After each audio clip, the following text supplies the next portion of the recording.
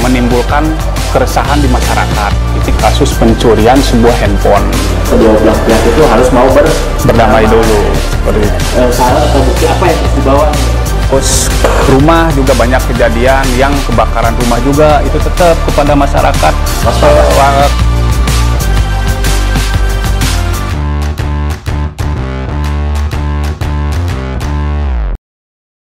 Assalamualaikum warahmatullahi wabarakatuh. Halo sahabat ngopi, ngobrol bareng polisi. Ketemu lagi dengan saya, host Nandi Humas, dalam acara Ngopi Ngobrol Bareng Polisi. Pada acara hari ini kita akan mengundang narasumber atau bidang tamu yang cukup sangat baik untuk edukasi ke masyarakat. Mari kita sambut bintang tamu narasumber siang hari ini dengan Pak KBO Reskrim. Silakan Pak, Ya, duduk Pak. Pak Nandi. Sahabat ngopi, Pak KBO ini di Satreskrim itu menjabat sebagai KBO Reskrim. Ya, karena Pak Kasatnya ada dinas luar, jadi Pak Kasat Reskrimnya diwakili oleh Pak KBO. Untuk KBO sendiri kepanjangannya dari apa, Pak? Kaur Binops Satreskrim. Kaur Binop ya. Ya. Iya. Acara hari ini kita akan membahas tentang penyelesaian tindak pidana yang ditangani oleh Satreskrim Polres Banjar. Salah satunya dengan dasar hukum atau dengan apa, kita bisa nanti mendengar penjelasan dari Pak KBO Reskrim. Pertanyaan yang pertama, penyelesaian perkara atau lebih dikenal dengan restoratif justice itu seperti apa, Pak? Kaitannya dengan penerapan Perpol nomor 8, yang mana Perpol ini ditetapkan oleh Pak Kapolri pada saat tanggal 19 Agustus tahun 2021, yang mana Perpol ini kaitannya dengan restoratif justice dengan Perpol nomor 8 tahun 2021, yang mana penanganan tindak pidana berdasarkan keadilan restoratif justice. Pak Nandi, seperti itu. Jadi untuk perkara yang ditangani itu sudah berbentuk laporan polisi atau sudah ditetapkan tersangka atau masih proses penyelidikan atau penyidikan yang bisa di restoratif justice itu seperti apa, Pak KBO? Jadi gini Pak Nandi, untuk penerapan perkara kaitannya dengan baik penyidikan maupun didik, kaitannya dengan Perpol ini memang pada saat itu kaitannya dengan Perpol nomor 8 tahun 2018, pada saat itu memang kalau misalkan perkara-perkara yang sudah di SPDP ke kejaksaan, pada saat itu dengan Perpol nomor 8 tahun 2018 tidak bisa di restoratif justice. Sedangkan untuk Perpol nomor 8 tahun 2021 yang mana ditetapkan oleh Pak Kapolri pada saat tanggal 19 Agustus tahun 2021 bisa di restoratif justice ketika perkara itu masuk ke ranah penyidikan dan dikirimkan SPDP-nya ke kejaksaan. Seperti itu Pak Nandi. Jadi untuk dalam penanganan perkara itu ada beberapa proses penanganan, penyelidikan, penyidikan. Pertanyaan kami itu proses penyidikan sudah dikirim ke kejaksaan atau perkara pidana bisa diselesaikan berdasarkan RJ. Nah itu untuk penyelesaiannya itu seperti apa syarat-syaratnya Pak KBO? Misalkan apakah harus kalau misalkan ada kerugian membayar kerugian, kalau misalkan ada luka gitu seperti penganiayaan itu, apakah harus dikasih pengobatan atau apa yang selama ini ditangani oleh Satreskrim Polres Banjar sendiri, Pak? Mungkin apa yang dimaksud dengan Pak Nandi itu kaitannya dengan restoratif justice, manakala perkara-perkara seperti apa yang bisa di RJ-kan. Mungkin ya Pak Nandi, yang pertama mungkin perkara tersebut tidak menimbulkan keresahan di masyarakat, itu yang pertama. Yang keduanya mungkin tidak berpotensi atau secara radikalisme atau sepatarisme. Yang selanjutnya mungkin bukan residivis juga si orang tersebut, mengingat kalau misalkan memang perkara tersebut tersangkanya residivis, kemungkinan tidak bisa di RJ-kan. Yang selanjutnya mungkin tindak pidana terorisme, dan yang terbaru juga kaitannya dengan undang-undang TPPU juga, kaitannya dengan tindak pidana tipikor maupun kejahatan terhadap nyawa, yang mana seperti kejahatan terhadap nyawa itu seperti pembunuhan gitu Pak Nandi. Jadi ada beberapa pengecualian ya? Ya, pengecualiannya seperti itu. Misalkan untuk penyelesaian perkara atau RJ atau restoratif justice ini ada pengecualian sahabat kopi, di mana tidak semua tindak pidana itu bisa diselesaikan. Ada pengecualian tertentu, gitu Pak Nandi. Pertanyaan selanjutnya, Pak KPO nih? Ya. Kita ke narkoba, apakah tindak pidana narkoba itu bisa diselesaikan, bisa dimusnahkan, bisa di-RJ-kan, dan persyaratan khususnya apa nih yang bisa disampaikan ke masyarakat nih? Mungkin kan masyarakat, kan narkoba itu kan suatu tindak pidana khusus yang kejahatan berat lah gitu. Ya. Jadi gimana Pak?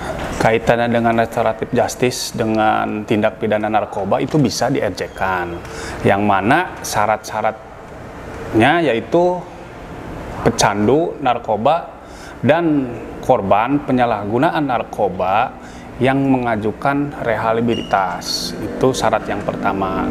Yang keduanya, kalau misalkan dari tersangka tersebut tertangkap tangan, yang pertama poinnya ditemukan barang bukti narkoba, pemakaian 1 hari dengan penggolongan narkotika ataupun psikotropika sesuai dengan ketentuan peraturan perundang-undangan. Itu yang kedua. Yang selanjutnya, poin selanjutnya itu tidak ditemukan barang bukti tindak pidana narkoba sehingga hasil tes urin menunjukkan positif itu, walaupun memang hasilnya positif tapi tidak ditemukan barang buktinya, itu bisa di restoratif justice. Mungkin itu seperti itu Pak Nandi. Yang selanjutnya kemungkinan yang yang bisa di RJ-kan kaitannya dengan tindak pidana narkoba tidak terlibat dalam jaringan atau tindak pidana narkoba pengedar maupun bandar. Mungkin seperti itu Pak Nandi pengecualiannya gitu. Jadi jangan harap kalau pengedar, kalau bandar itu bisa diselesaikan. Iya, tetap harus ada pengecualiannya seperti itu. Mungkin ada persyaratan lain Pak yang bisa disampaikan? Kaitannya dengan restoratif justice, mungkin pelaku maupun korban dan keluarga pelaku dan keluarga korban yang terkait berperkara dengan tindak pidana mungkin bisa mengajukan surat permohonan secara tertulis kepada pihak penyidik, yang mana sebelumnya mungkin dari pihak terlapor bisa membuatkan surat perdamaian terlebih dahulu kepada penyidik, yang mana nanti hasilnya dilengkapi dengan dokumen seperti surat pernyataan perdamaian itu sendiri, yang mana disaksikan oleh tokoh masyarakat dan masyarakat juga dilibatkan dalam perkara restoratif justice ini. kemungkinan pemulihan hak korban juga sudah terpenuhi gitu Pak Nandi. Pertanyaan selanjutnya nih Pak KBO. Ya. Bagaimana teknis penyelesaian perkara berdasarkan keadilan restoratif justice itu, misalkan perkara-perkara yang sering atau bisa di restoratif justice di Satreskrim Polres Banjar ini, Pak? Perkara banyak yang sering kita restoratif justice kan, yang mana kemarin ada salah satu perkara yang kita RJ-kan, itu keinginan dari pihak pelapornya juga, yang mana kemarin kita menangani kasus pencurian sebuah handphone, yang mana kasus pencurian sebuah handphone itu kerugiannya di bawah 2.500.000, yang mana di bawah kerugian 2.500.000 itu kan dikenakan hanya perma. Dan kita kemarin atas keinginan dari pihak pelapor juga ingin mencabut laporannya dan tidak ditindaklanjuti ke pihak pengadilan. Mungkin seperti itu contohnya Pak Nandi. Ya, salah satunya sahabat ngopi ngobrol dengan polisi itu harus kedua belah pihak ini sepakat dulu ya. Iya, harus kesepakatan kedua belah pihak. Tidak serta-merta kalau misalkan korbannya tidak mau mencabut laporan, tidak mau berdamai, otomatis proses penyidikan tetap berlanjut ya. Seperti itu. Jadi seperti itu sahabat ngopi. Jadi salah satu yang paling pokok itu kedua belah pihak itu harus mau berdamai dulu, seperti itu. Nah, kita ada pertanyaan terakhir nih. Ya, enggak, Pak Nandi. Jadi masyarakat itu kadang-kadang bingung, misalkan dari korban, misal korban pencurian atau korban penipuan, ketika datang itu harus ada istilah bolak-balik ke polisi gitu, misalkan lapor. Nah, misalkan pesan kepada masyarakat apabila kena musibah, tindak pidana, misalkan pencurian kendaraan, atau pencurian apa atau penipuan apalah yang sering terjadi di masyarakat itu. Jadi si masyarakat itu harus membawa apa aja sih gitu yang dihadirkan biar masyarakat itu tidak, aduh ini nanti difotokopi, oh ini dicari dulu gitu, biar masyarakat paham ketika mengalami kejadian tindak pidana dan akan melaporkan baik ke Satreskrim Polsek ataupun ke Polres. Kira-kira harus perlengkapan syarat atau bukti apa yang harus dibawa nih Pak Kabio nih? Ya, mungkin contohnya seperti ini ya Pak Nandi. Kita ibaratkan ada salah satu pencurian kendaraan bermotor. Otomatis kalau misalkan ada pencurian kendaraan bermotor, tetap kita pihak penyidik berhak meminta surat-surat baik itu STNK maupun BPKB, dan kunci. Kalau misalkan memang kuncinya ada, kita berhak meminta 2 kunci tersebut kalau misalkan masyarakat itu kehilangan kendaraan bermotor. Yang mana ketika kalau misalkan kan kebanyakan di sini Pak Nandi nih, kadang ada orang yang melaporkan ke pihak kepolisian, STNK-nya ada, tapi BPKB-nya ada di leasing, seperti itu. Nah, kita tetap dimintai tembusan kepada pihak leasing yang berwenang, yang mana kita tetap meminta surat yang menerangkan bahwa memang kendaraan tersebut ada misalkan di leasing mana gitu, seperti itu Pak Nandi. Tetap kita bukti-bukti kalau misalkan kendaraan memang itu hilang, tetap kita penuhi bukti tersebut, seperti itu Pak Nandi. Barang yang hilang tuh harus ada silsilahnya lah. Ya iya, harus sesuai gitu Pak Nandi. Seperti itu contohnya.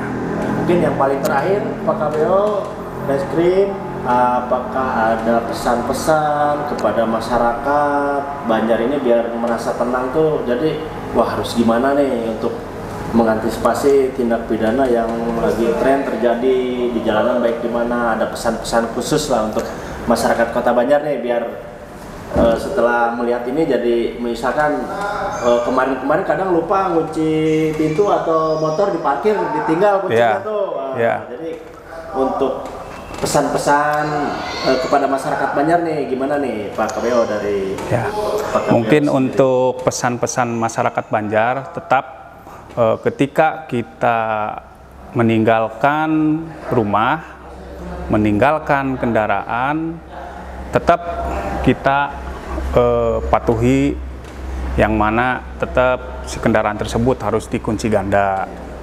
Terus rumah juga banyak kejadian yang kebakaran rumah juga, itu tetap kepada masyarakat Kota Banjar. Jangan sampai rumah yang kita tinggalkan nanti berakibat fatal atau terjadi kebakaran seperti kemarin-kemarin. Seperti itu mungkin Pak Nandi. Terima kasih Pak Ibda Aer selaku Kaurbin Ops Satreskrim Polres Banjar sudah menjadi narasumber kita sore hari ini. Mudah-mudahan penjelasan edukasi kepada masyarakat itu bisa diterima dan masyarakat bisa lebih waspada. Kedepannya Banjar lebih aman lagi, menekan tindak pidana, semuanya yang terbaik buat Kota Banjar. Ya. Terima kasih atas Sama-sama Pak Nandi. Sehat selalu. Amin, Semoga, amin. kejahatan di Banjar ini dengan hadirnya sosok Pak Ayat sebagai KBO bisa menekan semua tindak pidana. Amin. Ya, Terima kasih Pak Nandi, sama-sama. Baik, sahabat ngopi, ngobrol bareng polisi. Season kali ini mudah-mudahan apa yang tadi disampaikan oleh narasumber dapat bermanfaat untuk sobat ngopi. Saya Nandi Humas sebagai Humas Polres Banjar mengucapkan terima kasih. Wassalamualaikum warahmatullahi wabarakatuh. Salam presisi.